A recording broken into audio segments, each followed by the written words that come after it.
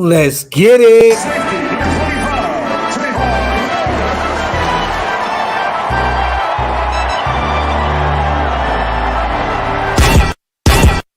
Yeah, I'm a Raider, Oakland Raider. From the Bay to LA to Las Vegas. I'm a player, a boss player. If you with me, pop your collar, shake them haters. I'm a Raider, Oakland Raider. From the Bay to LA to Las Vegas. I'm a player, a boss player. If you with me, pop your collar, shake them haters. I'm from the city of Sac, rapping silver and black. Word of honcho, give me the strap. The realest is back. Stupid chop with something silly attached. Eye for an eye, fuck it man, give me a patch. I'm a Raider, Oakland, LA, Vegas, Jalen, Kenyon, Jacobs, Vegas. Man, bruh, dog, we litty. The shine with the speed, Edwards with the 50-50. Yeah, this that I silver in Blackfield. Abram in the box, I'm Merrick in the backfield. Yo. Shout out to the nation, man. Shout out to everybody already here in the building. What is really good, man? Team Raider, Saints World, Frank, Sean, King Gibby, Jeremiah. I see you guys. Saints World. We're going to talk about that. Yes, Stu's Instagram was hacked, you guys. His old Instagram was hacked. He has a new Instagram. His old one was hacked. So if you guys are getting weird messages about logging in or money or Bitcoin or anything like that, that is not Stu. His Instagram was hacked. I'm getting about 10 messages a day on Instagram about it. That is not his account anymore. Someone hacked into it and they did that. So yes, you guys, he was hacked. Shout out to everybody in the building. Yes, Stu will be here in a couple seconds. Just got off the phone with my brother. We talked for about an hour and a half. We said, you know what, let's do a show today. Shout out to Elena. What's good, family? Mike Downs in the building. Big Shane's in the building. Shout out to everybody on Facebook and Twitter watching as well. If you want to get your comments in, jump over to YouTube, and I'm going to try my best to get everybody's comments in. Yeah, Saints World. That's what happened, brother. Awesome. 2 days in a row, coffee and convo. We working over here, my brother. We working over here, man. I think I dropped about 5-6 videos yesterday, man. So we're trying to stay as active as possible. Keep grinding for the nation. Yeah, man, we got some cool things in store, man. I can't wait to share. I got some conference calls today, you guys. So I'm definitely going to share some updates on what we got going on here shortly. Shout out to Rod Gas, man. Mexico's in the building. Valerie Lopez, what's good, family? 530's in the building. Raven Riley, what's good with you, King? How them twins take the bad news? Oh, they got cooked. When I mean to tell you, Big Shane, I smoked my son's boots when they got home yesterday. And they had a field trip yesterday too. So when they got home, they were all excited. Daddy, ooh, I said, hold on. Pump the brakes. We got to chop it up about something first. And yeah, took all the energy, took all the breath from their lungs immediately. Black Tie Raider, what's good with you, my guy? Shout out to my brother Wasted, man. As always, what's good with you, King? Chance Worthy's in the building. Sergio. Yes. My brother hit me and said he was running a couple minutes late. He will be here in a few seconds. We're definitely going to shoot the shit. Shout out to Squad Champ. Shout out to First Catch, man. I appreciate you, my brother, on the super, man. My dog. Appreciate you, King. Raider Nagel's in the building. Yeah, man. I had to rock my brother's shit, man. You know, if you guys haven't got any Hammer's House gear yet, make sure you guys go grab something. Go get something, man. Raider Jesse, what's good, man? Jason Farnsworth, good morning, my brother. Coffee and Convo, the Graphk Stu edition. You already know what it is, man. A lot of news, man. A lot of stuff happened yesterday. You know, we're going to talk about it. Oh, I see you rocking Lil Bro Hammers merchandise. Get that dude to 5K. Facts, man. Run it up for my bro, man. Run it up for my little bro. He said Stu was live until like 6 a.m. He is running on Red Bull or something. Nah, Black Tie. Stu don't sleep, man. He don't sleep. He don't sleep at all. Cognac and Convo. Talk that shit. Shout out to my dog, Raider John, as always as well, man. What's good with you, my brother?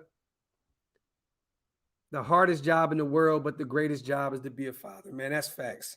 Love my sons to death, man. Scolded them, but then also put them in the bed when we put a movie on and we kicked it as a family, man. You know, I love my babies, man. Love them to death. Donovan, what's good with you, King? Ozzy's in the building.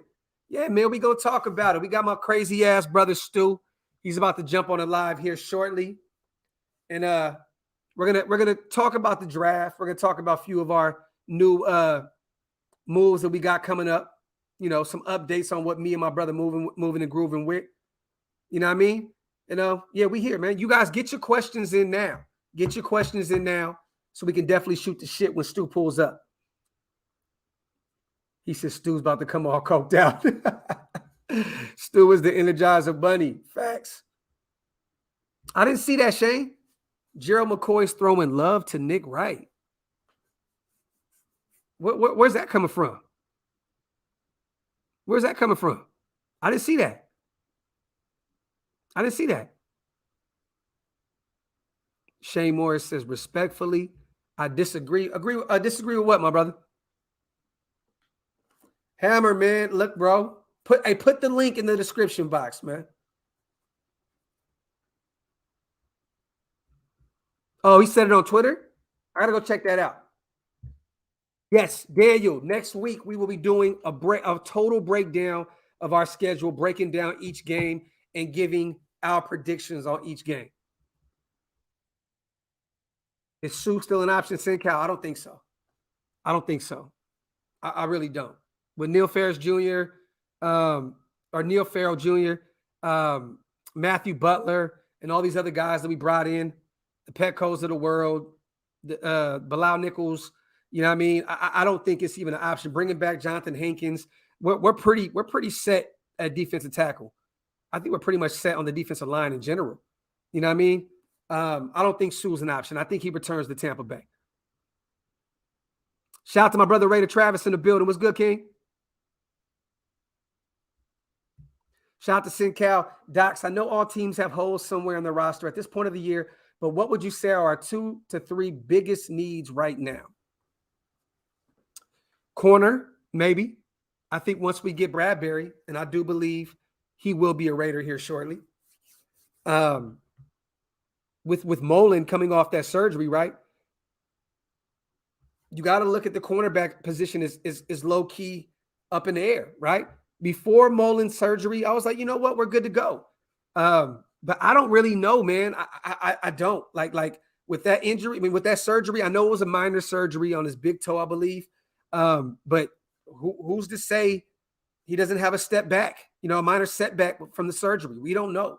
I'm gonna have to say corner. But if we bring in James Bradbury, which I think that he'll be cut today, I do think that James Bradbury will be cut from the Giants today, and I think he'll be a Raider here shortly. And at that point, the cornerback position, I'm not too worried about with Anthony Averett, Nate Hobbs and Rocketson, Darius Phillips. We still got Amik Robertson on the roster, which I don't know where he plays a role at all. But it's got to be corner, right, at this point. I think we're pretty deep at safety. I love Harmon. I love the addition of Harmon. I know he's 31 years old, but I love the addition of the closer. Merrick is going to take the next step this year and be a Pro Bowler, mark my words. We still got Gillespie. So I think safety is a strong point for us as well. Linebacker and corner. That's kind of what I'm looking at right now. It's easy to say right tackle, but bringing in all these guys in the draft, I think I like where we are at the offensive line. We're really young, and we're giving Carmen a chance to groom all these guys. I'm going to go LB and CB. That's what I'm going with. It sucks Mullen had surgery this late. I'm all on board with him, but he's getting frustrated to bat. Nagel, what I think happened, brother, was he came into camp and probably re-injured it or felt some type of way. You know what I mean? He's over there with his brothers.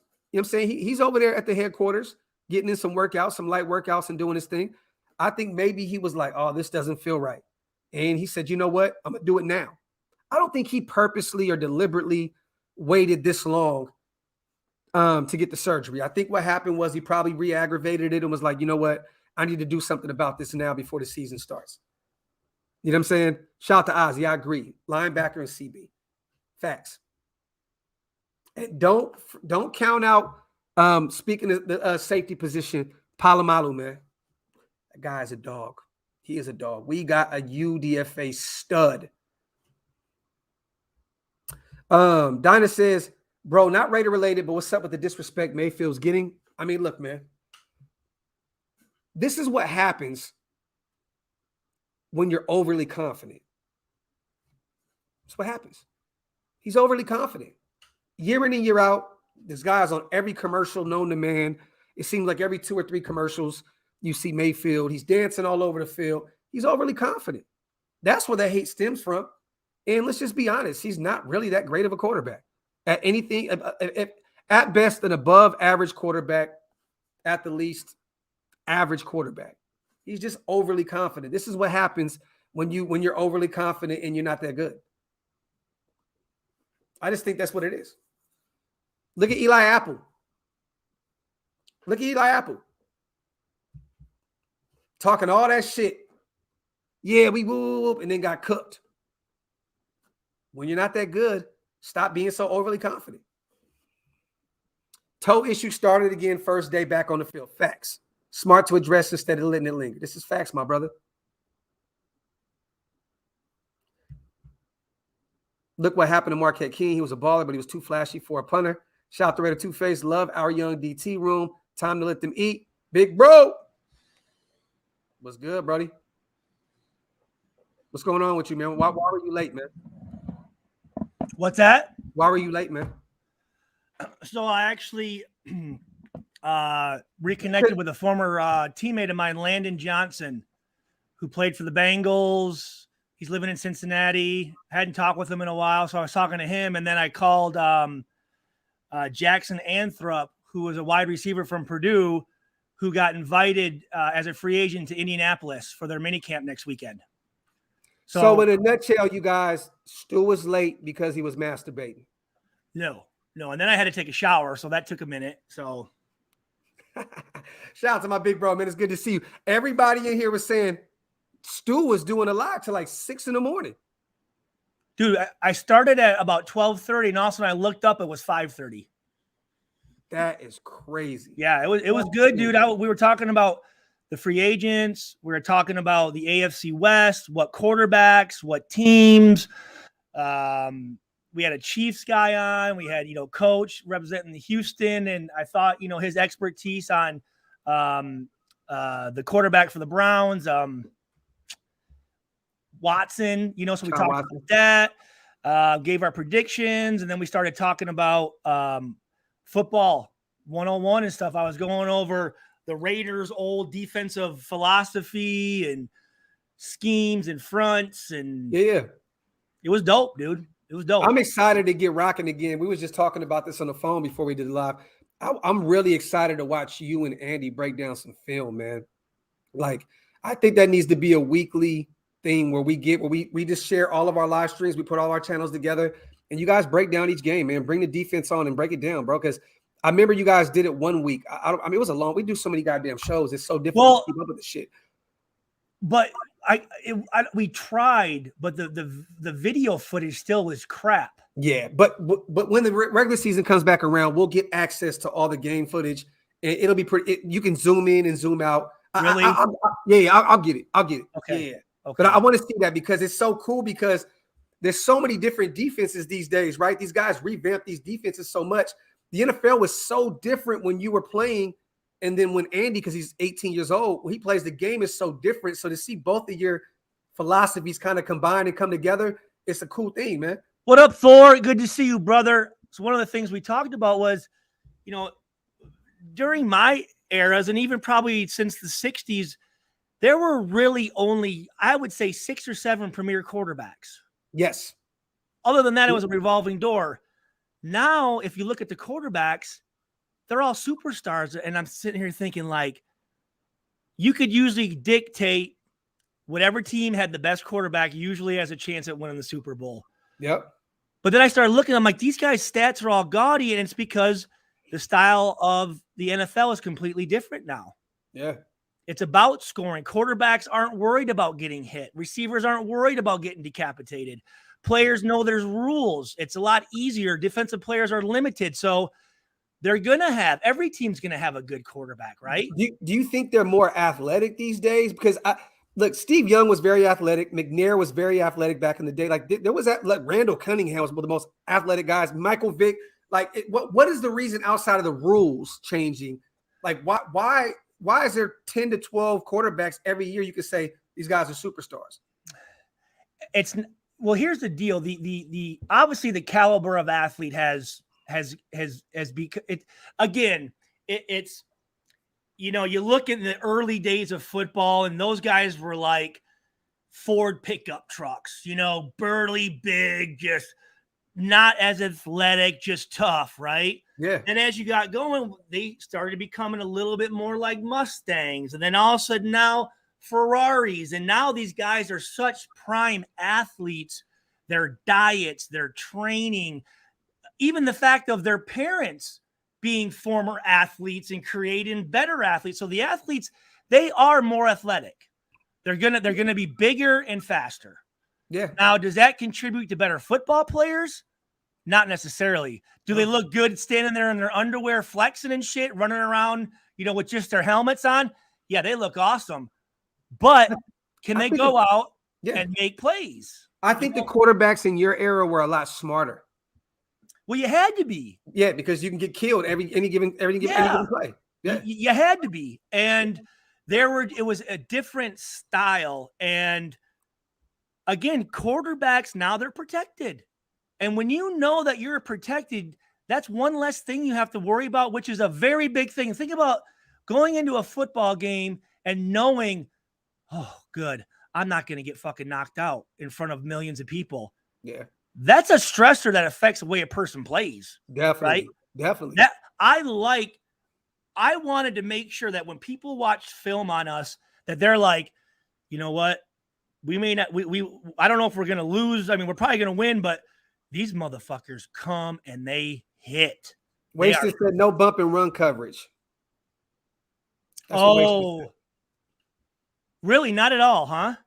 I mean, not really. I mean, it's not there like it used to be. You know what I'm saying? I mean, back then it was 5 yards. Yeah. You know what I mean? Today it's a lot different. Shout out to Dinah with the 50 piece, man. Appreciate you, family. Yeah, no shit, Dinah. So what's up with James, Andre James? Seeing a few guys saying he won't be the center. Haven't heard your thoughts. Me personally, Dinah, once again, appreciate you on the super. I have Andre James starting as center. I know Wasted and a couple more of my brothers have Dylan Parham, our third round guard, playing center, moving to center. I don't. I think Andre James will be our center of the future. But Dylan Parham can play center. So Dinah and Docs, you know what we need to do is, what I'm going to do, guys, is I'm going to get together an order, and I'm going to get some jerseys made up, dude.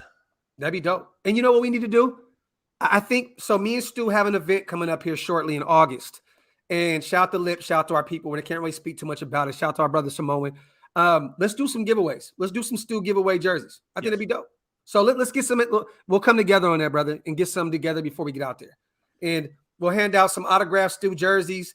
And that's what we'll do. I know Stu was out there signing a bunch of cards. My sons have some. You know what I mean? So Dinah, I will make sure that we'll put something together where Stu will put together some merch together for our next. Yeah, I definitely I'll put some stuff together, man. I want to see some 30s in that stadium, man, and not whoever I think did a DB get it now, right? Didn't it? Look, I seen a few. I saw them saying it. I seen a few. Boy, yep, you did. There's a couple. There's some out there. I think people still underestimates his. Like Randy Moss said, break them number 30 jerseys out. Hey, I'm telling you. Yep. Hey, real 84 jerseys out. Blow the dust off them. Get them out, people. Let's go. I miss when football was football. Now ever hard hit equals flag. This is facts. Well, let me ask you this then, Stu, since while we're talking about that. Well, let me say this before I forget. So for me, when I was going into a game and you're talking about the running backs, right? Yeah. And I'm playing a guy like LaDainian Tomlinson or a guy like Westbrook or a guy like Warwick Dunn, scat backs. Yeah. Yep. I wasn't too concerned, but when you're facing guys like Larry Johnson, Guys like Brandon Jacobs, guys like Ronnie Brown, it'll run right through you. Like knowing that you could be humiliated as a man brings a different aspect to the game. Yeah, facts. But when I knew that wasn't an aspect, it was one less thing I had to worry about. Yeah. You know what I'm saying? So those receivers know that they can run across the middle, go up, the quarterback can throw it up high, and they can just go up and like back in the day, you saw them T-Rex arms like this. Yep. And if a quarterback did that, that receiver should go back and kick him right in the balls and say, "Hey, dude, what in the are you doing?" And again, that allows these guys to play freely. Yeah. You know what I'm saying? Like, again, I remember David Carr.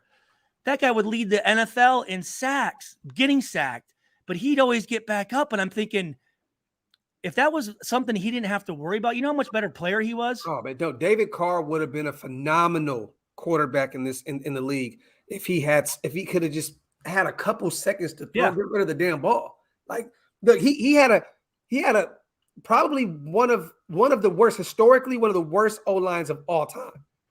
And that's sad because it really took his career away from him. You know what I mean? That's really sad, man. Let me ask you this. And also, too, back in the day, you know, if you're running like this and you start going, okay, so let's say you're running down the field, let's say north, south. Yes. And all of a sudden you start bending it, you better take a peek and look, because a motherfucker's peeling back on you. Yep. They don't even have to worry about that anymore. Yep. That's crazy. Mm-hmm. That's part of your responsibility is to keep your head on a swivel. What QBs do you think would have made it in your era or the era before today? In today's football, like, you know, the Russell Wilsons of the world, you know, I know Big Ben is gone now. I've been a Russell Wilson fan when he was at NC State, I think. Then he transferred to Wisconsin. So obviously I like Big Ten guys. And he was just reminded me a lot of Drew Brees. Short, you know, but just he just could make plays. Yes. Smart, took the game serious, studied it, knew his opponents, made guys around him better, good leader, good representative. So I was always a Russell Wilson fan. Sorry, what was your question? What quarterbacks today would translate back then? What quarterbacks do you think have that toughness, that grit to them that could make it in the era where you came from, where you weren't penalized for breathing on the motherfucker? Brady's been around for 30 years. I mean, shit. So you can't really put him in that category, but I mean, he was even pampered, you know what I mean? His career. Like, what other guys? I mean, you know, Drew Brees. That's a good question. Diana, I appreciate you, family. While you're thinking about that, Matt Stafford. Okay. He's gritty. He's tough. I think Mahomes would make it. Ooh. Just because he's savvy enough to just where he's hard to get a shot on, right? You're not just going to level him out. Okay. Damn, I didn't think you were going to say Mahomes. Nothing again, but not Carr. I mean, look, we want to say DC. I want to say probably Josh Allen. He seems like he's a gritty Wyoming big body boy, Ben Roethlisberger type, but can run. Okay. I agree with you. I agree with you on Josh Allen, most definitely. There's some guy. I mean, Herbert, Aaron Rodgers. You know, Aaron Rodgers is a pretty tough dude. Well, he's been around forever as well. So I mean, he's I got to give him his props. Yeah. He's been there. I think Tannehill's a big guy that could probably sit in the pocket like a Kerry Collins. You know he just force feeds his running backs. You know what I mean? That's the thing, that running back is a quarterback's best friend, bro. Yeah. I mean, that's easy. Well, now they got Malik Willis, so I think Tannehill's days are numbered. I want to ask you that, because forget this question. Because did you see what Tannehill just said? Because I wanted your opinion on this. Tannehill came out. They asked him about, you know, Tennessee drafting Malik Willis. Cam Newton. Yeah, but he's definitely big. We're naming big body guys pretty much. You know what I mean? Like that can take the grunt of some hits. He basically said, Tannehill said, it's not my job to mentor Malik Willis. He said, we have the same playbook. We have the same time pretty much to study. Basically what Tannehill said is, It's not my job to mentor the guy under me. How do you feel about that as a former player? I'm going to say that he's a piece of shit. Okay, because it's so. Some people are. It isn't his job. I'm with you. I'm like, how could you not want to groom? I know this guy is coming for your job, but at the end of the day, you're still a teammate, right? You're still teammates. When I get a chance to mentor players, for instance, Brian Cole, who I talked about, right? Got drafted by the Minnesota Vikings last year out of Mississippi State from my high school. Started training when he was in 6th grade. When I would give him some advice and then I'd see him take that advice and use it and be successful with it, the feeling of that was greater than anything I ever did individually. Yeah. Like, I feel as a veteran player, that's part of your duty is to give back and help the young guys. Yeah. You know what I'm saying? I mean, if I didn't have Ray Buchanan was such a huge mentor of mine in the NFL, not only on the football field, but off the football field. And he didn't have to do that. Hey, Mariota didn't have to be the good guy that he was and help Tannehill as well with that system and do all that. And he lost his job. Because here's the thing. We're all there to win. Facts. And the more I can help my teammates, the better my teammates can be, the better our team's going to be. Yeah. But that seems to be a little bit of the attitude that these new generation guys who had social media when they were freshmen in high school, thinking they were some big shit, right? Mm-hmm. No one's ever fucking corrected them. They've been able to do whatever they've wanted for years. They're arrogant. They're spoiled. They think everything revolves around them, and it's unfortunate because that's a shitty fucking. I wish. I want to show you that interview because I wish I was on some of these teams and had motherfucker. Yeah. I would say, who in the fuck are you? Like, you go check that motherfucker. Yeah. I'm telling you right now, if anyone said some dumb shit like that, me and Gerard Cooper would say, listen, what in the fuck? Who in the fuck do you think you are, motherfucker? Yeah. I don't care if you're the quarterback or the newest rookie. You don't fucking talk about your teammates that fucking way. Shout out to Cardo. I agree with you, brother. I think Denzel Good, maybe him and Illuminor on that right side. But thank you, Cardo. I appreciate it. Well, here's what I talked about last night. And I'll admit it, I've been hard on Abrams. I have. Mm-hmm. But he's been playing out of position. Yes. Because the defensive coordinator at Purdue is Ron English, who coached him at Mississippi State. He said, Stuart, he needs to be in the fucking box. Yep. He's not a cover guy. Yeah. So he's been playing out of position, and that's the coaches. Yeah. Okay, they're not putting that player in position to make plays. The other thing that I said, there is nobody on that team that is a guy, a veteran, a mentor to teach these guys how to be professionals, how to prepare. Yeah. Who did Abrams? I mean, who has Abrams had to look up to know how he's supposed to prepare and how he's supposed to act, or a guy like Moreg? Well, the problem is this: Abram was forced into the starting lineup. We had nobody back there, right? He's playing under Paul Gunther, which is one of the most worst defensive coordinators in the world. And then you bring in Gus Bradley, who's stuck in his ways, where he expects all of his guys to cover everything. And that, like you said, that's not Abram. That's not his strong. Well, and then you have a lot of people blowing smoke up his ass. Yes. And that's the job of a veteran player to say, here, listen, okay, you're a good player. Yeah. But if you want to be great, this is what you need to do. This is how you establish yourself as a perennial Hall of Fame Pro Bowl player. But there's who on that team would ever. Now we have one. Now we got Harmon, former Patriot. He's 31 years old. He's a veteran. Yep. They call him the closer. He's won a few Super Bowls. This guy is a veteran, and I think that he will look at Abram and say, look, man, you know what I mean? Maybe try to take him under his wing and help him a little bit and we have Patrick Graham, which is one of the greatest defensive minds in the game. He's going to do what he did with Jabril Peppers last year with the Giants. Was he took him from the guy couldn't cover for shit, strong safety, moved him into the box 75% of the time, and he ended up looking really good. That's more of a. We talked about this last night. Remember when Gus Bradley said that is it Pharrell, right? The kid from Clemson, right? Yeah.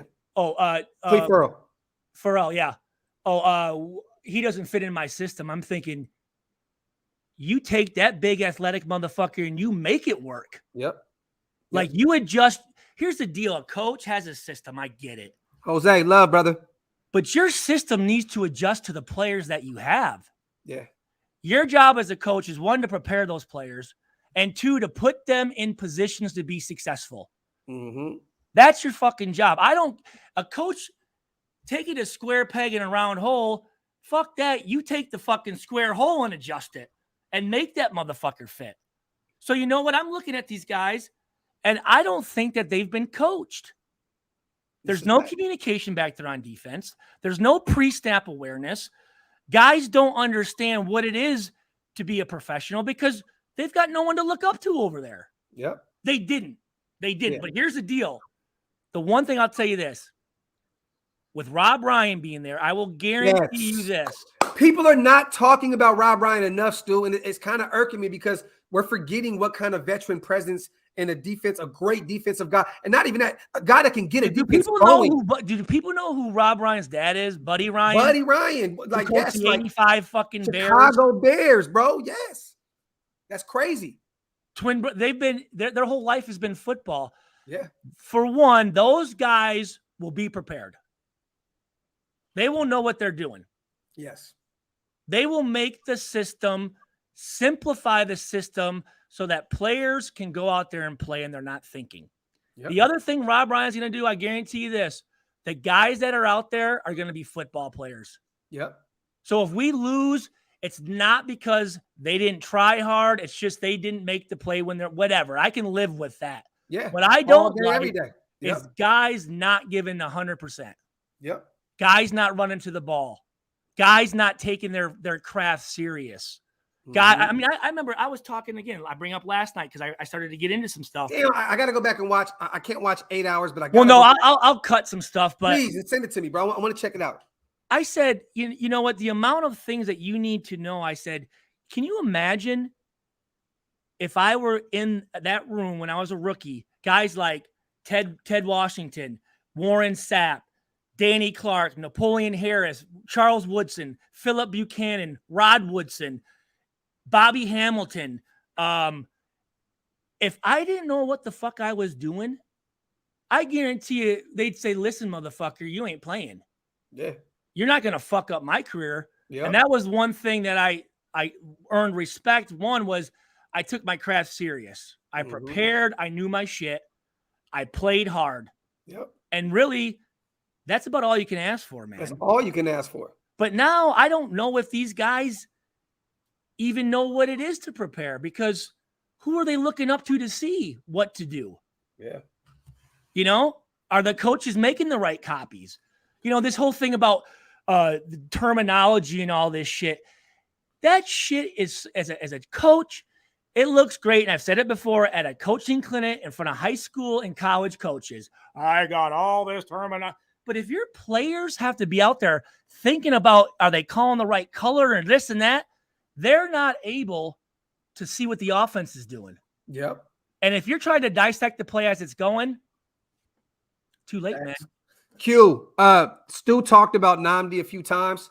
Oh, Loved him. Q, what was the question? He just said, how was Nnamdi when if you played with him? You know, he loved Nnamdi.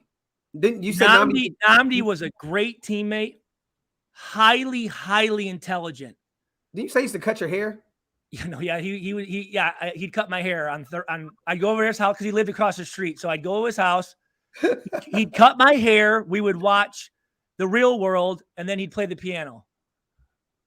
And I'd eat a bowl of cereal. So, hey, dirty Eric.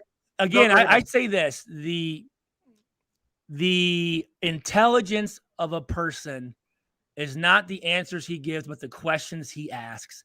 And sometimes Nnamdi would ask some questions, and I'm going, "What? How would you even fucking think to ask that question?" Yeah. Sometimes almost you overthought things. Okay. But great teammate, took his craft very serious, great competitor, funny as hell. I have a lot of great Nnamdi stories during the games, on the field. Yeah. But again, he was a guy that I could trust that if he's going to be out there, he's going to know his shit. There you go. He's going to know his shit. And that's the thing. I just don't know if guys respect the preparation enough. You know, that whole practice with Allen Iverson, that's basketball. Yeah. But in football, you need all of it. Is everything. Hey, look, man, a lot of these guys spend more time on Instagram than they do in the playbook, man. You know what I mean? Today's just a different world, Stu. It's a different world. Hey, Dirty Eric, Josh will have a great year this year. It's going to be a running by committee.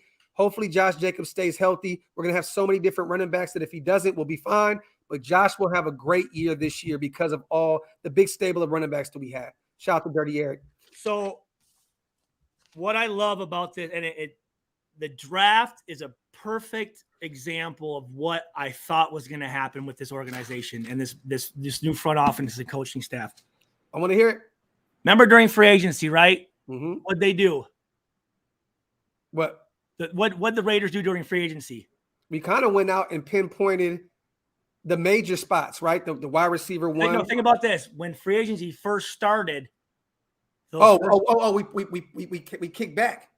We kicked back and analyzed everything, and then we picked our poison. We kind of went, you know. So then, you know what? Those first and second round picks are so fucking just hit or miss. Let's get rid of those, bring in the best receiver, and then let's see what all these other dumb motherfuckers pick. And then let's go out. Because one thing Afakasi said last night, he said, shout out to AR. The draft wasn't sexy. And I said, you know what? I'm glad.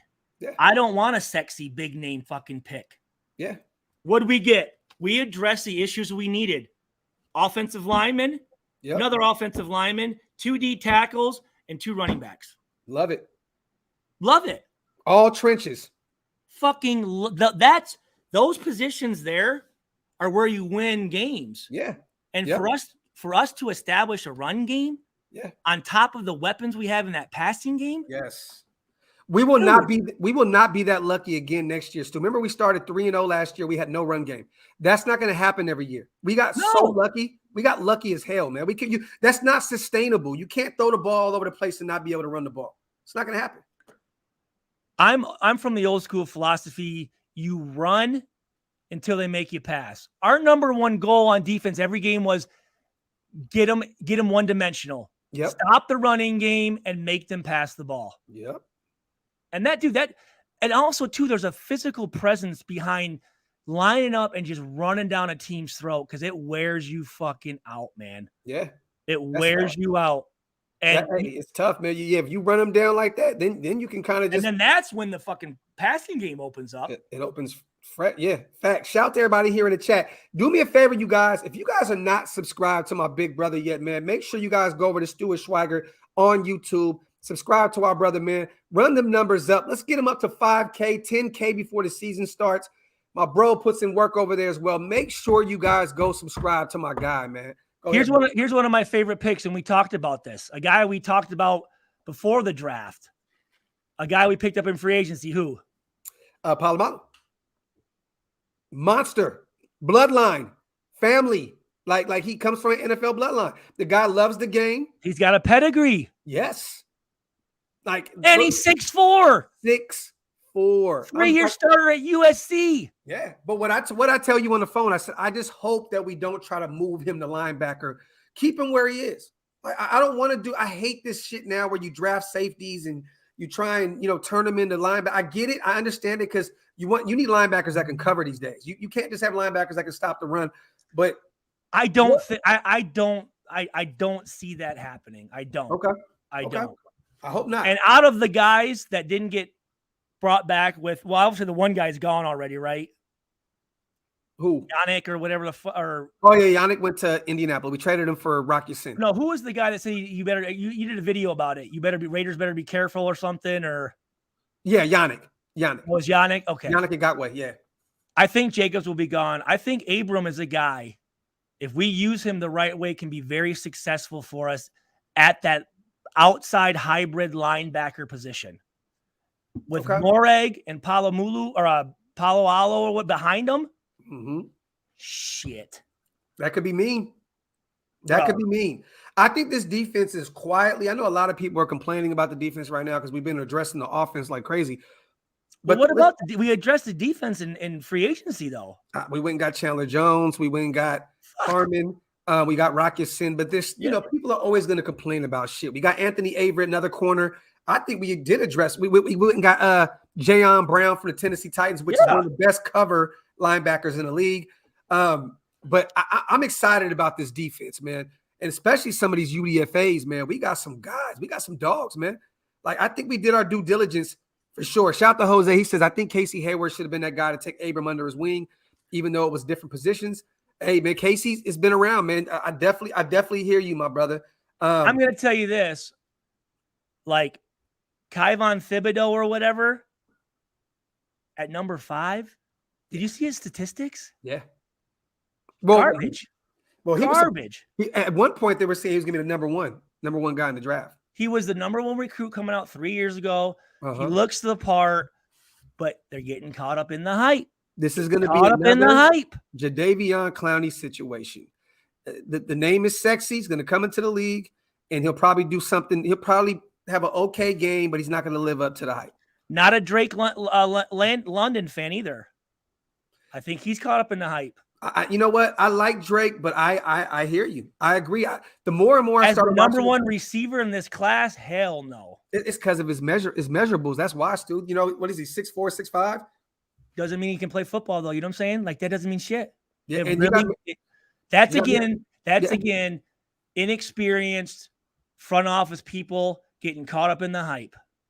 Yep. And I don't know about football. And he has Mariota throwing him the ball, so I think he's going to have a rough rookie year anyway. And that's Atlanta's a shitstorm, dude. They're fucked. Yeah, facts. Damn, Daniel says, hot take. Kenyon Drake doesn't make the 53-man roster. I disagree with you, brother, because Kenyon's going to be very, very a big part of this offense because he's great with the run and great in the passing game. But also the way he restructured his contract, he will be on the roster. I don't see us getting rid of him. But that is a hot take. That's crazy. Shout out to Jose, Dox, and Stu. Do you think Averett will start over Mullins? I'm going to tell you this. I think Anthony Averett. What was the question? Hold on. What was it? So this is a guy that we brought in from Baltimore, Anthony Averett. I don't know if you've seen this, but Mullins, right? Trayvon Mullins just had a minor surgery on his toe a couple days ago. Our starting outside line, corner.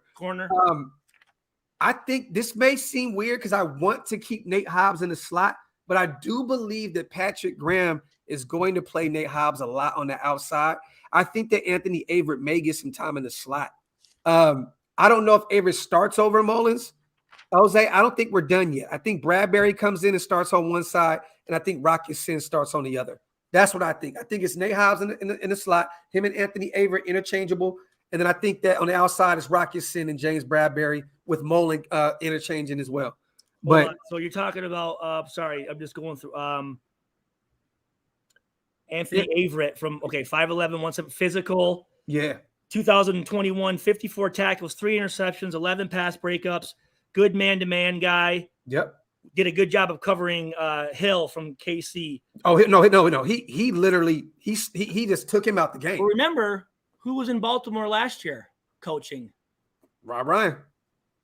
And he was forced into the starting lineup, Anthony Averett, because of injuries, and he looked really good. He played the part. I like him. I like him. Too. Raider Way, appreciate you, brother. Thank you, King. If you guys want to become a member, hit the link up top. It's definitely one of the best ways to support the channel. Shout out to the 300 plus people in the chat. We appreciate you guys, man.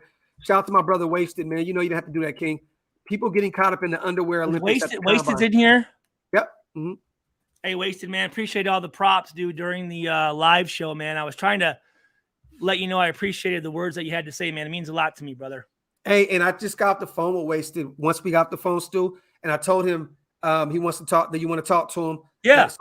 So we're going to get that conversation going. He said he would love to. Or I could say, you know what? I don't give a fuck about Wasted. It's not my job to help him. You know what I'm saying? Yeah, facts. But you know what? That's what we're here for. I know what type of I'm gonna look up his background.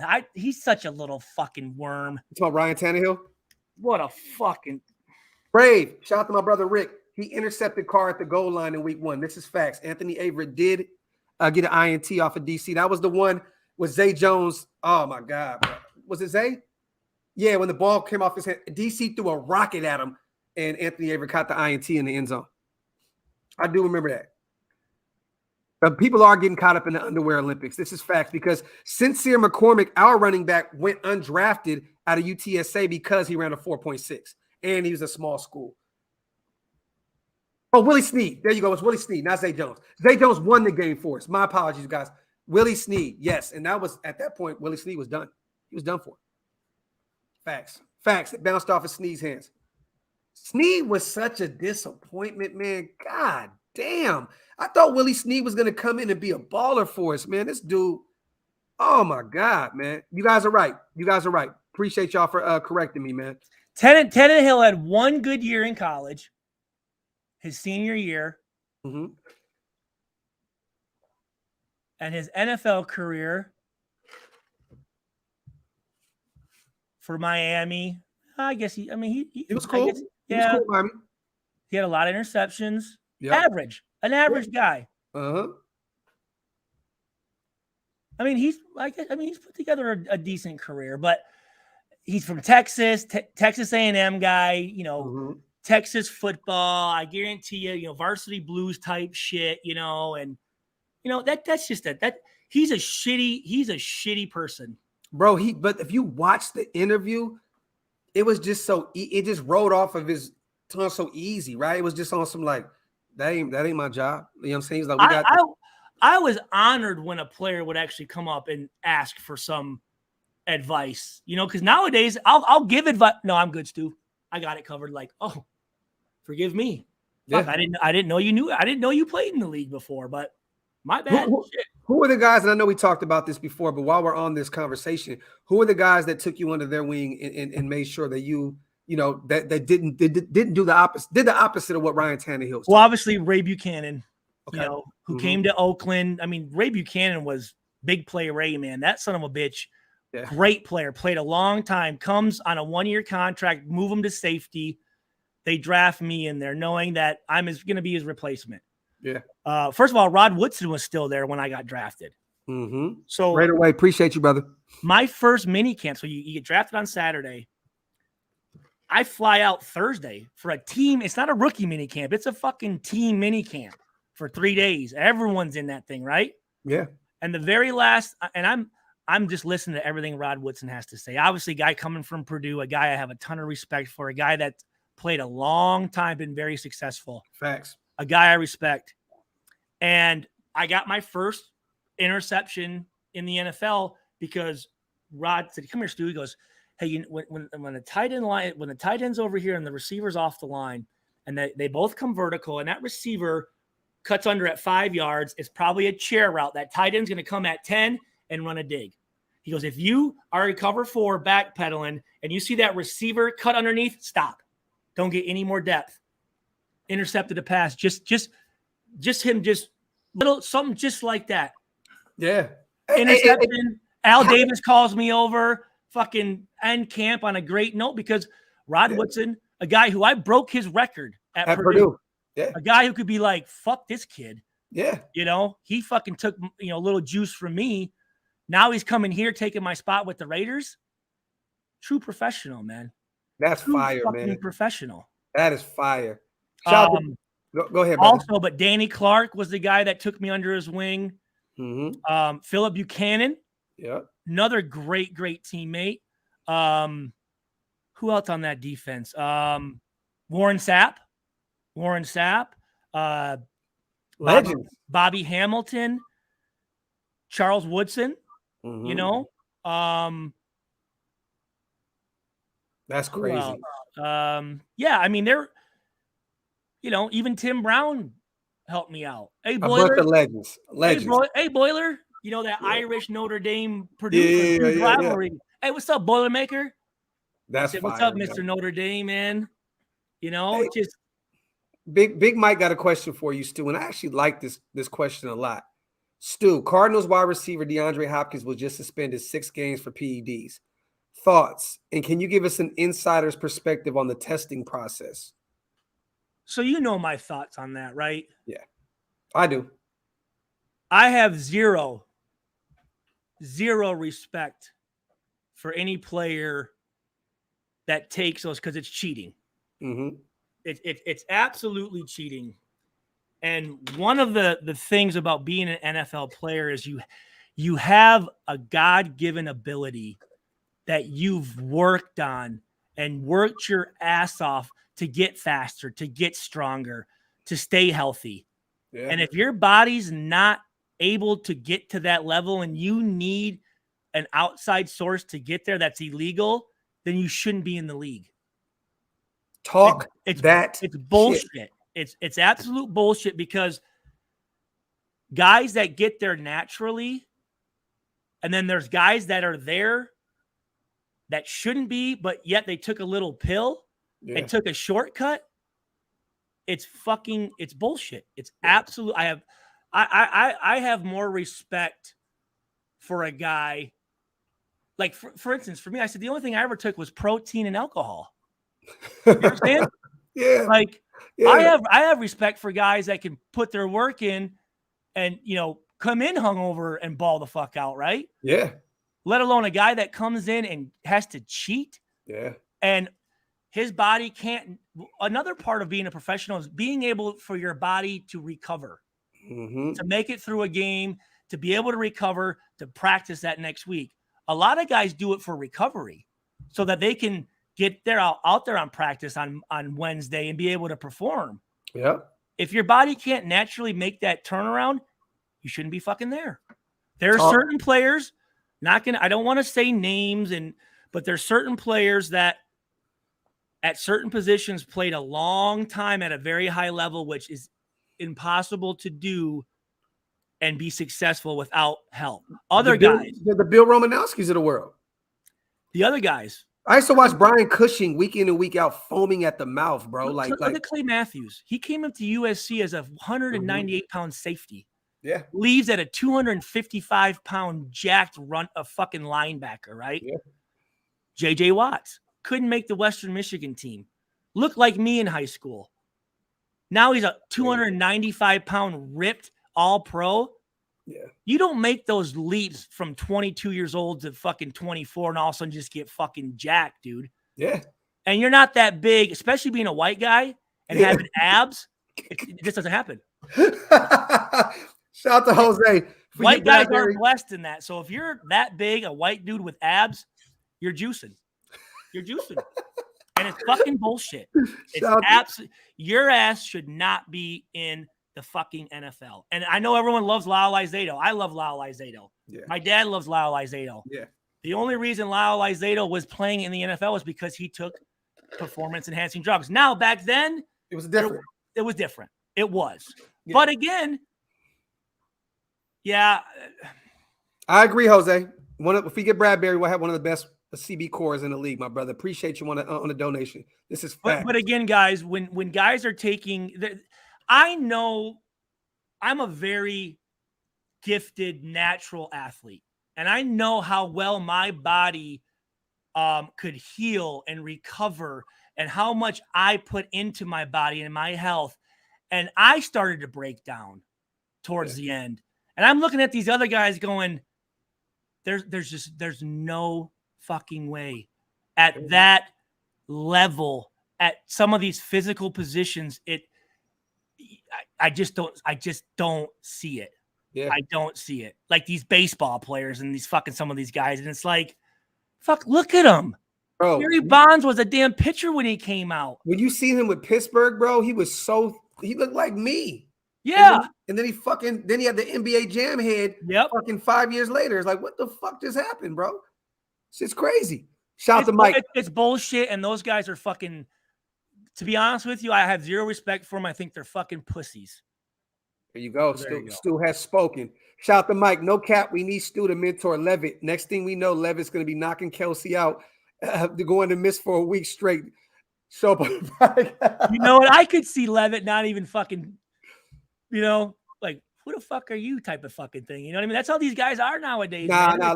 Levitt's very humble. Like, to be honest with you, brother, I think that he would be honored to speak with you and maybe get some pointers on the game. I really do. Well, you know what? Here's the thing. The guys on the team know the alumni. They know how involved we are alumni-wise. Don't you think at some point they'd ask the alumni, hey, can I get the number to, so-and-so? You think I could reach out? They've never fucking done that. Yeah. They've never fucking done that. They don't give a fuck. They got all the answers. They know what they're doing. You know what? This is how we do now that we're at that age now where we're the new OGs. You give them one shot. You reach out to them. If they don't respond, leave it alone. Which I did. Which I have. And you did what you're supposed to do. At that point, look, man, the OGs are non-existent these days because these young pups don't want nothing to do with us. I fucking wish at Purdue I had Rod Woodson living 400 meters from the stadium and saying, guys, come over. Let's watch film. I'd be at his house every fucking day. Yeah. What should I wear? What should I eat? What shoes should Hey, did you watch the game? What do I need to work on?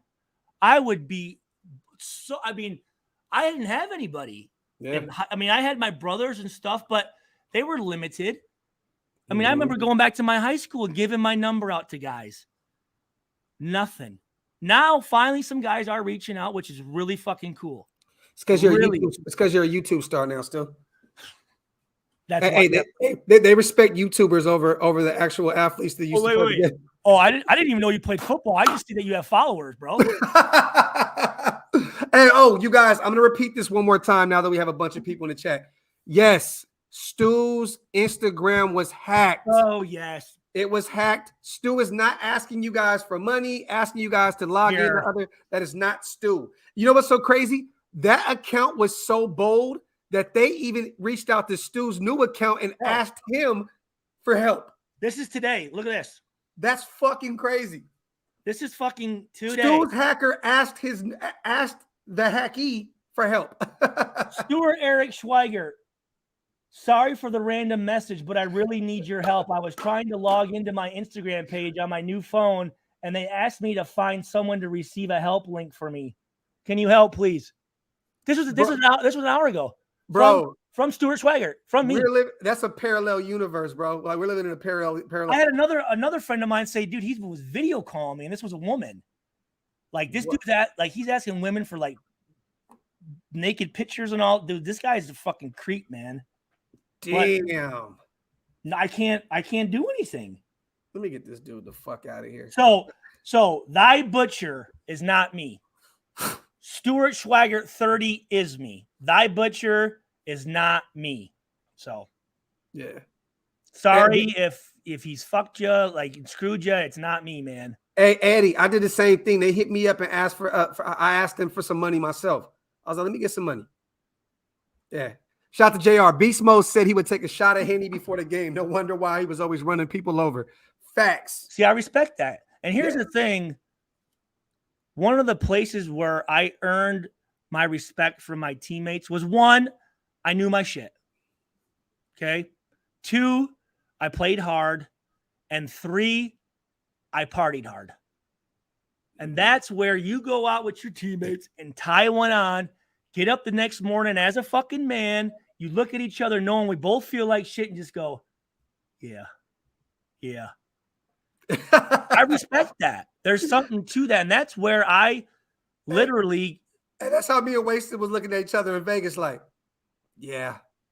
We gotta go like back those guys, I had a certain old school respect for. And they're that's where I got to know my teammates.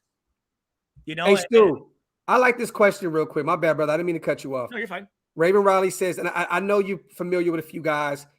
Do you have a favorite safety in this draft? Do you think it was our guy that undrafted, or do you think I like him a lot? Paulo Alo or is it Paulo Alu? Yeah, I don't know how to say his last, so we butchered that. What about Kyle Hamilton, my guy from Notre Dame? He is a very good player. I think he's talented. He's gonna be all pro. He takes good angles. Yes. He's a playmaker. Mm-hmm. He's a great tackler. Yes. He's not the biggest hitter, but he's a sure wrap up fucking tackler. Facts. To me, that was my top 3 favorite play. I know I'm a Notre Dame guy, so it's easy to. But Kyle Hamilton was my favorite player. Reminded me a lot of me, to be honest with you. Talk that shit. Just watching him, he wanted to make every play. Like, you know how it almost looked like everyone else was in slow motion, and he's just. Yeah. You know what I mean? Yep. So a smart kid. No, I had a lot of Notre Dame safeties. I mean, it's a respectable program. Obviously, they're a rival of ours, but a lot of good safeties have come out of Notre Dame, and he just goes along. He's got the length and that range and that vision and the tackling ability. He's 6'4", right? I think he's like 6'4". Oh yeah. Yeah. Yes. He should, bar any injuries, should have a very long, successful career. Nagel and Fred, I love Jaquan Brisker as well. Safety out of Penn State, I believe. He's a dog. He's going to be another good safety. That was one of Wasted's guys in this year's draft. Well, obviously, you guys know I love the Big Ten. Yeah. And one of the picks I liked was the receiver out of Penn State, number 11. I think. Jahan Dotson. And so Taylor Stubblefield came in with me at Purdue. He was an All-American at Purdue, played at Carolina, set a bunch of Big Ten records. He's the wide receivers coach at Penn State, and he said, that dude's the truth, man. He said, he's fucking good. Can you tell us, because I don't think we talked about this. We might have. One of our new pickups, Darius Phillips from Cincinnati. Remember you said you spoke with your boy, defensive coordinator from Cincinnati, and you said that he said that Lou Anarumo? Yeah, you said that we got a pretty good pickup with Darius Phillips. You said something about hold on, yeah. That if it was scheme, if he fits the scheme and if he could stay healthy. Yep, here, I'll tell you right here. Hold on. Shout out to the chat, man. I don't know where that echo's coming from. It's not me, is it? Yo. My mic was active. Hello? You're good. Let me see. Palamau.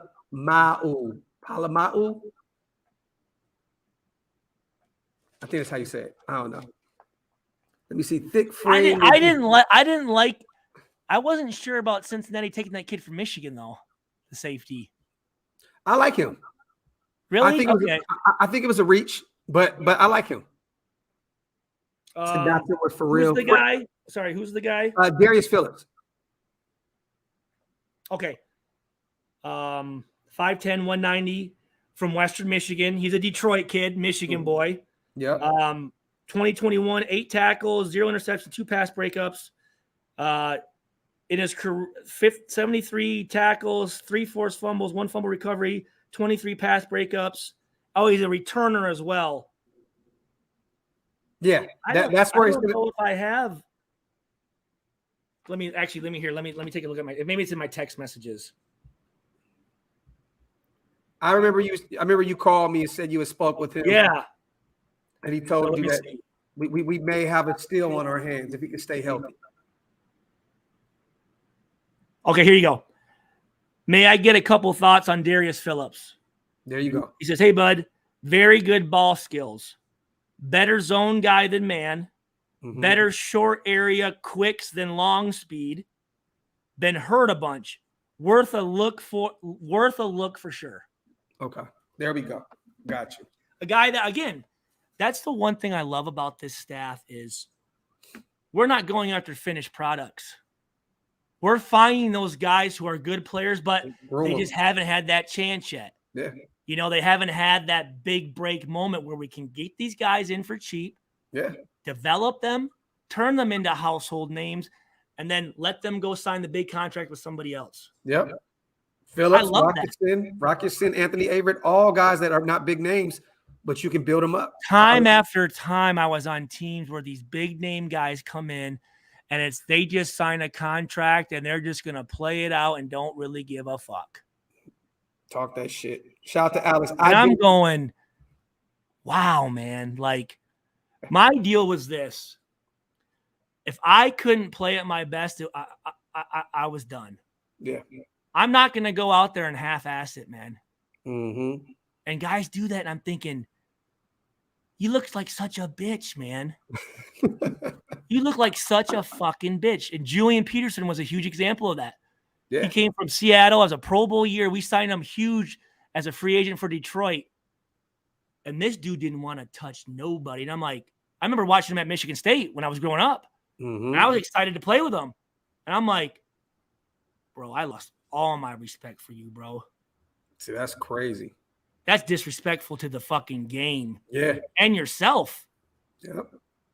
That's when I knew it was time for me. When I couldn't play at the ability that I used to play, I said, I gotta give it up, man. Shout out to Alex. Do you think Merrick winds up an all pro? I do. Yeah, Javon Walker. Yeah, perfect example. Oh my God, bro. He gave him so much goddamn money. He came over and just shit the bed. Yeah, I mean, at some point, do they even give a fuck? I mean, they're set for the rest. Like, I don't give a fuck I'm set. $30 million you're going to give me, or I'm just making up a number, but guaranteed $30 million. I mean, I'm set for the rest of my life, and so are my grandkids. Do I give a fuck if I make another Pro Bowl or win a game? But at what point do you not look back in your head and say, this is the game I grew up loving and respecting, like, and this changed my life? So give respect to the game that changed your life. But you know what? Some guys decided to come out for football their junior or senior years, right?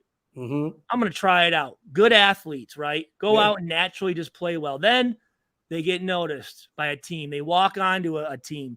Then they work their way up a little bit, maybe play 1 or 2 years at the college level. But again, they have that size. They play for a good team. Then they get drafted. Yeah. They're on practice squad. Then they're on some special teams. And really, this guy has an 8-year NFL career and really hasn't really played that much. Mm-hmm. He hasn't lived it and died it and sacrificed for it.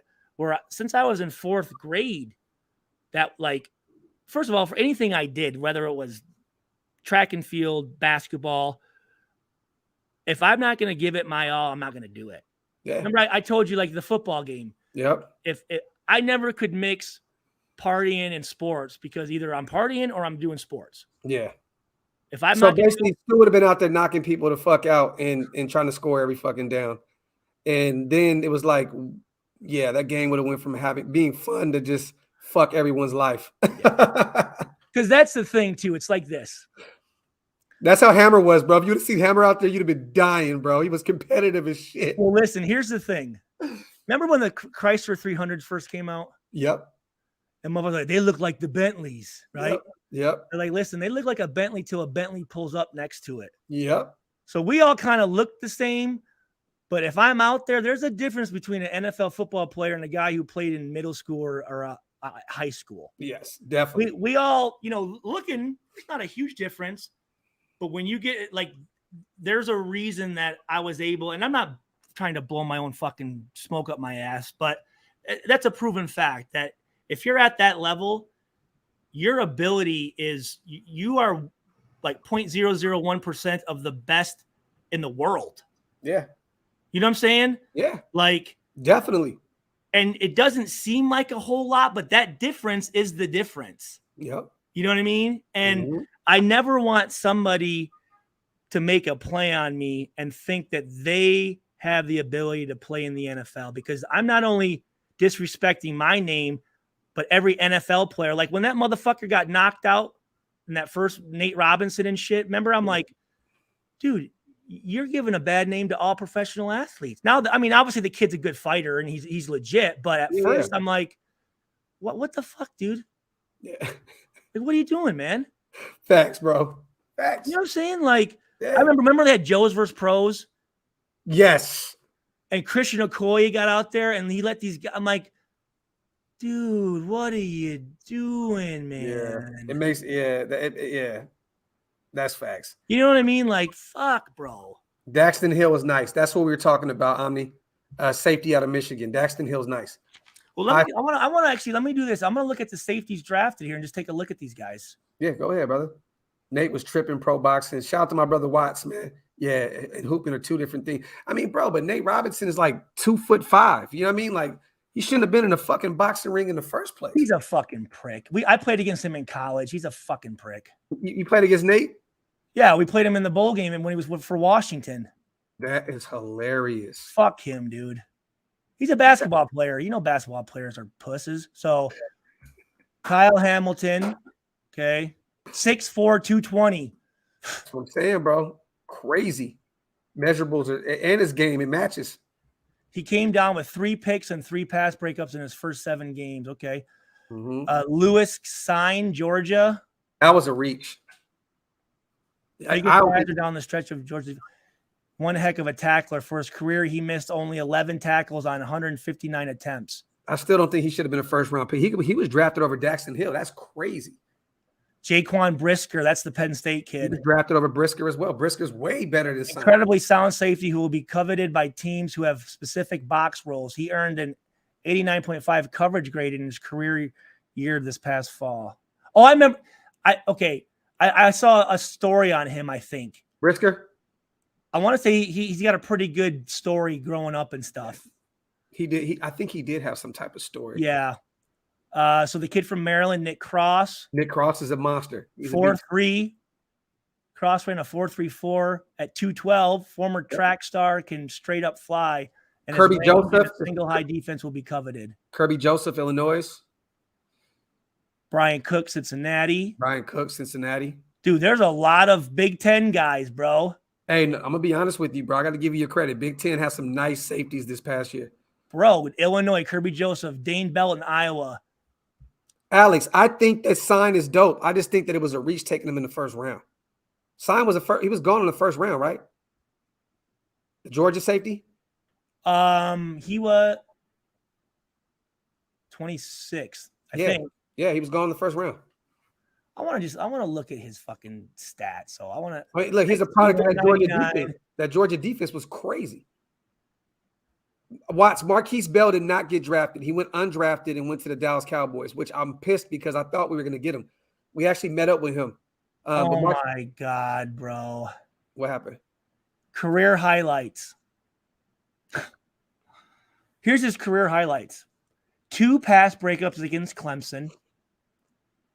7 yards on a 1-3 targets against Michigan in the semifinals. What the fuck? That's his high school. 150 tackles, 13 TFLs.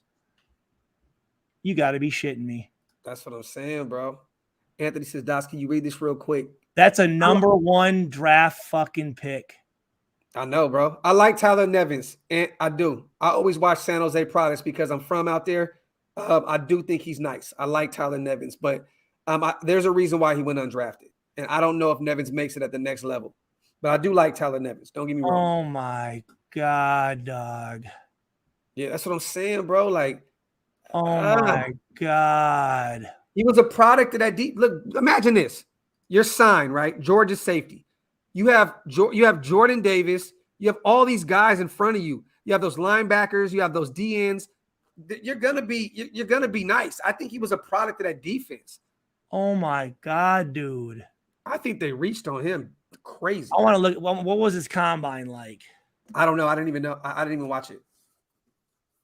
Smoke Monday Watts went undrafted as well. I mean, that's a first round pick, and then Palo Alto is a free agent. Like, give me a break, dude. Yeah, I'm not a big fan of Sign, man. He'll be okay, but Raider Nation, my brother, you know what? We're gonna do that on the next show. Hey, Stu, what do you think about that? Our next Graphk Stu show, we'll do we'll break down our roster and we'll do our starting lineups, offensively and defensively. Okay. I got you, Raider Nation. I got you, brother. So here you go. Here's his draft. Undrafted 2 Watts. Bubba Bolden went undrafted as well out of Miami. So he ran a 4.37, which I'm sure everyone fucking came in their shorts. Didn't bench press. 36-inch vertical, 130. Didn't do a 3-cone, 20-yard. I just can't believe how these guys just choose not to do these drills. Yeah, I don't get it because they don't look like hoes, bro. Everyone should have to perform at that combine under those conditions in front of everybody. Yeah. In front of the guys that you're competing against, watching you, plus the coaches. And here's the deal: the guy running the drills. You don't know what drills you're going to run or how he's going to be. Instead, let me go back home with my guy and do this. Like, what the fuck? Unless there's a health reason, perform at that fucking combine. Yep. Facts. Perform at that fucking combine. Maybe I'll break down some of his film, brother. I just feel like he's a product of that defense. He had the best defensive line in college, the best linebacking core. I feel like he just, his job was easy, man. A little easier than most. I'll say that. I look at my career and what I accomplished, how I performed at the draft, and then a guy like this, I'm thinking, what the fuck, man? Yeah. It makes me want to throw up. It does. It makes, because I'm sitting here not only, and is it that kid's fault? No, it's not that kid's fault. No, not at all. That's not his team. That's his team saying, let's not show your weaknesses at the combine. You know what I mean? Like that's probably why he didn't want to do it. And he left early. Yeah. And still went in the first round. It makes me look at, who are these guys making these decisions? That's why you see the same teams making it and the other teams always losing. Minnesota hasn't done a goddamn thing in years. Yep, at all. And shit, no, let's just be real. They haven't won a fucking championship in life, pretty much. Yeah. So, yeah, I mean, there's a reason. I mean, the closest thing they had was Fran Tarkington, and Willie Brown shut that down fast. We cooked their ass too. Shout out to everybody here in the chat, man. Appreciate you guys, man. Wipe them feet, hit them thumbs up. If you're not subscribed yet, please hit that subscribe button. Also, go follow our brother, Stuart Schweiger, on YouTube as well, man. Run them numbers up. I have no idea why Stu is not at least 10,000 subscribers right now.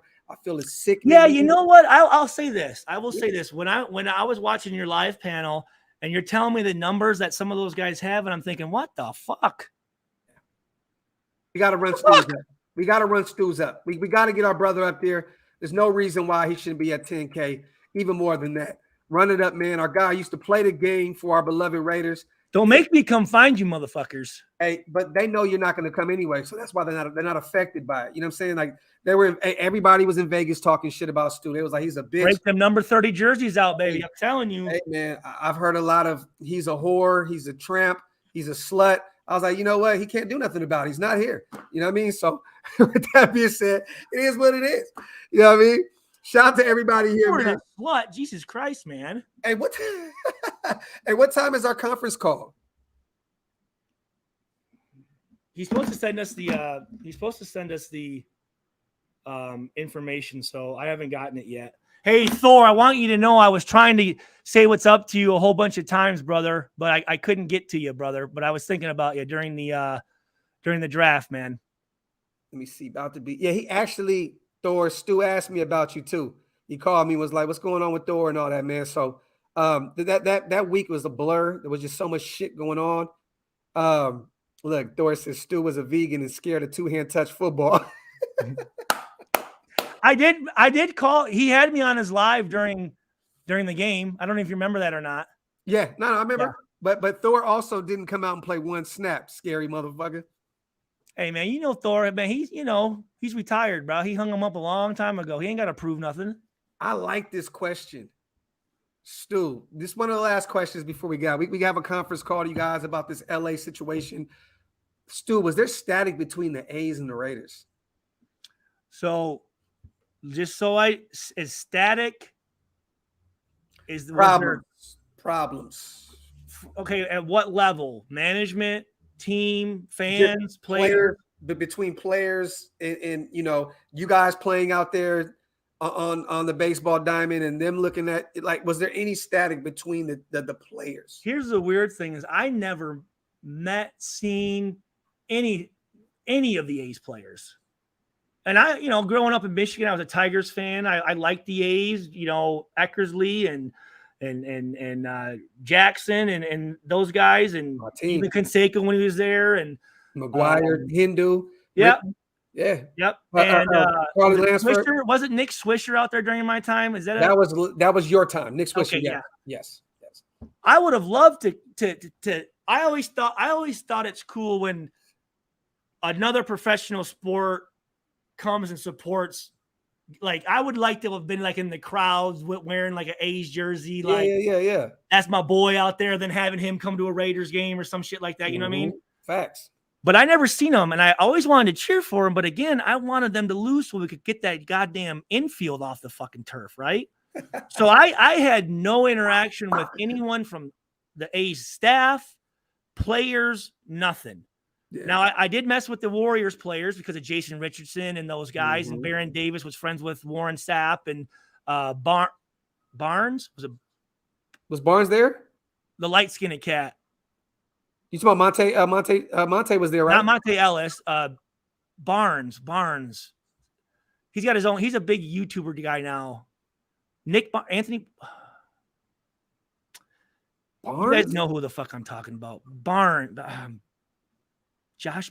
Anyways, Gilbert Arenas lived down Matt Barnes. Matt Barnes. That's it. Oh, okay. Yeah. So obviously Jason Richardson is from Saginaw. I played against him in high school. I met up with him a couple times. The only 49ers I ever saw was Click Clack Davis, Vernon Davis. He was cool. A little suspect, a little sweet in the pants, but I think he had a crush on Michael Huff. Never saw any Sharks players. Never any any Giants players. Hold on, bro. Did you say Vernon Davis had a crush? Wait, what? Shit. Oh, Michael Huff, bro. Hey, I remember Vernon Davis having an art gallery in San Jose on what's the strip called over there? Something Row. I didn't know San Jose very well. Okay. Yeah. So no, there was. You would think there'd be more crossover and stuff, and there wasn't. And that's one thing I like about Mark Davis is he's involving the Aces and the Knights and maybe bringing the A's down there to Vegas and stuff like that. So I would have liked to kick it with those because I respect professionals, and I thought, like I said, I always thought it'd be cool to have a dude repping my jersey at a game and shit. You know what I'm saying? Santana Row. Santana Row. Yep, yeah. I know Santana Row. Absolutely. They got some of the best sushi in the world over there. I love those restaurants over there, Santana Row. So the only guy that I really saw from the 49ers was, like I said, Vernon Davis. I did meet Alex Smith at a camp down in San Diego, and he was the corniest, dorkiest, most awkward dude I ever met in my life. He seemed like he'd be a good dude, man. Oh, me, I joke around, and he's just like, yeah. I'm like, really, dude? I've said, okay, I see where you're at. I'm gonna go over here and talk to somebody else, dude. Fuck you, corny. And then my buddy Kelly Butler, right? Yep. The offensive lineman. We're at one of the Super Bowls, and he's talking to Alex Smith, right? And he's like, yo, man. He's like, once you're able to get the reins and learn from Brett Favre, you're gonna do things in Green Bay. And he's like, that's Aaron Rodgers. And he's like, I'm Alex Smith. And he goes, I don't give a fuck anyways. Fuck you. And he fucking walked away.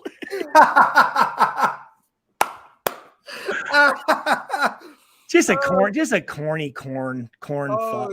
Shit. That shit is hilarious, bro. Which again, I always say this. NFL players, they're like a makeup of the population, right? You're gonna have awkward dudes, you're gonna have weird dudes, you're gonna have homosexuals, you're gonna have creeps, you're gonna have, drug addicts, you're gonna have all of it's all that shit. Yeah, facts. Shout out to everybody here in the comment section. Me and Stu gonna get ready for this call, man. What, you got another show coming on tonight? What you got going on, Stu, over there? So I do want to Afakasi is doing a show tonight around 9:30 that I want to pop in at. And I'm going to share the information on that. Our Ozzy brother, AR, man, that's my guy. I do want to do this. I want to present a challenge to the nation because, again, I'm learning from you guys, and I want you guys to be educated fans. I challenge you guys. Obviously, we all know that we love the Raiders. Okay? There's no question about that. But just start to maybe studying and getting to know the other teams. Yeah. Right? Mm-hmm. That way, when the games come up, you can have an honest opinion and not fuck everybody else. All I care. Well, just know a little bit about some of these guys. You know what I'm saying? And again, I'm going to start bringing people from other teams on to give, because I don't know anything about some of these teams. I'm going to bring a guy in that knows it like you guys know the Raiders, right? Yeah. And that's why I like Uche. Uche is a Jaguar guy, but he also talks about everything else going on in the NFL. So I respect it. So yeah, just educate yourself, fellas and women, and listen to some other podcasts once in a while. Look at some other draft picks. I know I don't give a fuck about. I just want to talk about the Raiders draft picks, and it's like, well, how much can we talk about? 2D linemen and 2 offensive linemen and 2 running backs. Like, okay, whatever, Yeah. But again, I just try. Again, the more you know, I think the better fan you can be. So again, you're not going to be so shocked when the Raiders lose a game because that team fucking sucks. And it's like, well, hold on. Are you saying that just because they're not Raiders, or are they a team that's struggling? Because I don't know if you really know who's coming in here for this fucking game. Because I will say this. I think we're going to have one of the most talented teams from management to coaches to players, top to bottom in the NFL. I think we can win every game in the AFC West, but I also think we could lose every game in the AFC West. It's going to be some slobber knockers, bro. It's going to be some real shit. Like, for real. Each game is going to be a test for sure. Like, we have the toughest division in the league, like bar none. I don't even think it's close. So I agree with you, bro. I think that's going to be the toughest challenge this year. We got some great teams on the schedule as well. We got some other tough teams that we're going to play against. I think we play the NFC West, right? Yeah, we got the Rams, we got the Niners, we got the Cardinals, we got some squads that we got to worry about. You know what I mean? So this isn't going to be an easy task this season. Yes, we went out and got some great players. And yes, it's easy to say with Devontae and Chandler Jones, we're going to go 13-4. But when you play the Chargers twice, what they just did, the Broncos twice, when we always said they were a QB away, well, they just went out and got one of the greatest quarterbacks of all time. So they got him. The Chiefs are the Chiefs. Yes, they lost Tyreek Hill, but they're still a team to be reckoned with. And then you got all these I'm telling you, man, they address some of their defensive issues with this draft. I know they're rookies, but they picked up some guys, one being George Karlaftis and the other being who? David Bell? Hold on, wait. You talking about who? Kansas City. Do you see all that they picked after George? Who was one of my guys I kept preaching about? Oh, Leo Chanel. Yep. They went and got Leo Chanel. You're right. Hey, they had a really good draft. They did. So look, I think we had a great one too. And I'm going to tell you this again. It wasn't sexy to call Afakasi. Didn't need to be. But they addressed the issues that I thought needed to be addressed. I like their picks. I like what they're doing with some of these guys' contracts, saying, hey, listen, we're not giving up on you, but prove yourself. Yeah. Prove yourself. Nation, we didn't think about this. Think about this, you guys. We have the 2 toughest divisions this year, the AFC West and the NFC West. The 2 toughest divisions. That's it. Like that's a tough. And if we do make it to the playoffs, the AFC period is a motherfucker. Yeah, you got Buffalo, Cincinnati. Like there's some teams that you have to look. Baltimore, Tennessee ain't no punks. Cleveland jumped. Yeah, man. I still think Deshaun Watson is going to be suspended. Yeah, I think he'll be suspended for a while. How long? I think maybe 6 to 8 games, and I think Jacoby Brissett will be their backup. Mayfield's going to be gone at some point. There's no way he plays. Is he still there? He's still there. There's no way he plays for them. Not at all. So I think Jacoby will be that guy. Look, man, Cleveland runs the ball heavy too. Hand the ball off. They got a great duo of running backs over there. I heard a lot of talk about the Jets and their draft. Oh no, the Jets had a great draft. That's what I heard. Top 2, top 3. I think the Jets in Baltimore and Philly as well. Those 3 teams had a great draft. Great draft. The Jets went crazy. I think this was the year where they revitalized that franchise. You know what I mean? They still have to see what they have with the young quarterback with Zach Wilson, the BYU kid. Yeah. But if he can live up to that, to his name and what he did in college, the Jets are a team. I like their coaching staff. The Patriots.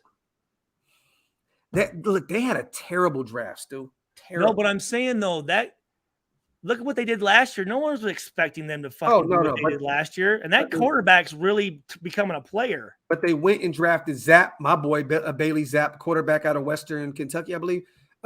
But they went and got a bunch. They reached everywhere, and they lost pretty much their whole coaching staff to us. Yeah. So the Lions, I don't know. obviously, the Lions is a team I grew up with. Yeah. They're just, fuck, man. They're. It's just so tough. It's just fuck. Well, that division is getting less and less. It's terrible. Yeah, like the line. Look, you never know, man. If they can somehow, some way, just Minnesota is so fucking hot and cold. up and down. Yeah, The Bears are hot and cold. the Packers You always have Packers because of Rodgers. You know what I'm saying? Yeah. And then Detroit, it's like, I mean, obviously they got, what's his name? The kid from Michigan, but fuck, it's just oof. But the Detroit had a great draft in order for their future. Their future's bright. You know what I mean? This is going to be their last year with their QB, and they're going to move on. You know what I mean? But Detroit had a great draft. But New England, I don't know what the hell they were doing, bro. They were reaching like crazy. They grabbed a guard that they got later on in the draft. The kid from Chattanooga. Yeah, man. Like then they went and got a Taquan Thornton out of Baylor, a wide receiver that I think would have been available in the later rounds. Like let me do this real quick. I do want to give props to all the Purdue guys. So George Karlaftis, pick 30 to the Chiefs. David Bell, 99th pick to the Browns. Mm-hmm. And then remember I talked about Xander Horvath, that running back? I remember I asked you about him. Yes. He got drafted by the Rams. See, I told you, bro. I remember I was like, I like this guy. You were like, he's kind of – didn't you say he was converted from – He's a white running back. Yeah. That's just I'll stop, bro. That was one, I mean, out of what? The last – I mean, it's just – Christian McCaffrey. I mean, he ain't the same back as him. But McCaffrey was, I mean, he was this kid is a converted linebacker walk-on from Northern Indiana. A kid who busted his ass. So, I mean, he's a big motherfucker now. But so Horvath, and then DeMarcus Mitchell, a defensive end, free agent to New England. Okay. New England loves Purdue guys, man. Jalen Alexander, the linebacker, undrafted free agent to the Bears. Tyler Witt, an offensive lineman, rookie minicamp to the Falcons. And then remember at the spring game, I handed jerseys, your jersey off. So the kid I handed was Jackson Anthrop. I talked to him this morning. He's one of the reasons I was late. He's invited to the Colts mini camp next week. And I'm going to give Ed Dodds a call and just put a good word in. Yeah. So that's dope. Really excited for those guys. I'm very happy. All good kids, all hard workers, all guys that represented the university well, and I wish them the best of luck. So I just wanted to make sure to throw that out. And I want to give a shout out to my daughter, Cameron, who is the city champ in the 100 hurdles, city champ in the 4x1 relay. Fire. Second place in the 200 and fourth place in the 100. But only seventh grader out there, and she made states. So that is fire, bro. I love it, man. Congratulations. I love that, man. The bloodline is real. Shout out to Rick Glenn, 2 white guys in black hats with beards. Are you two related? Hope all is well. Raiders. Shout out to Rick Glenn, man. Appreciate you, Rick, you know Docs isn't white. Yeah, man.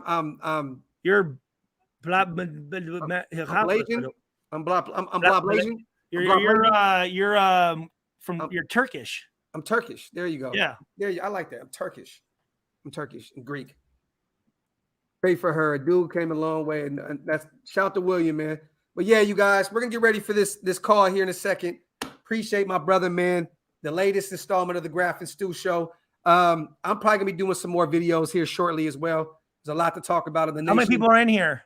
Right now, people are dropping now because they know we're getting the hell out of here. We had about 400, I think, at one point. Oh, shit. Okay. Yeah, it's like 300 people, I think, in here right now. But we appreciate you guys. Hey, do me a favor, man. On the way out, go to Stu's channel and subscribe, man. Go over there, Stuart Schweiger. Just go to his name on YouTube and subscribe to the channel. We appreciate you guys, man. We love y'all. Hit that sub button on the way out. Wipe your feet on the way out. Stu, I'm going to call you here in a second, my brother. Love. 1.